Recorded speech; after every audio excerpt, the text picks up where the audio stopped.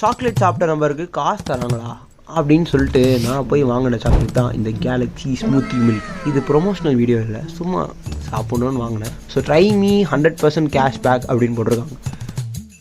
சாக்லேட்டை சாப்பிட்டு அதுக்குள்ளே இருக்க கவரில் இருக்க ஒரு கோட் மென்ஷன் பண்ணியிருக்காங்க. அந்த கோடை எடுத்து நான் ஸ்கேன் பண்ணி பார்த்தா 90 ருபீஸ் வந்துச்சு அப்படின்னு உடனே எல்லாம் கொடுக்க மாட்டேன். லிங்கில் போய் கிளிக் பண்ணி நல்ல டீட்டெயில்ஸ்லாம் கொடுத்துட்டு அதுக்கப்புறம் கிளிக் பண்ணி பார்த்தீங்கன்னா 48 மணி நேரம் அக்யூரேட்டாக 2 நாள் வெயிட் பண்ணணும்னு சொல்லியிருக்கேன். 1 ஹவர்லேயே வந்துச்சுரா.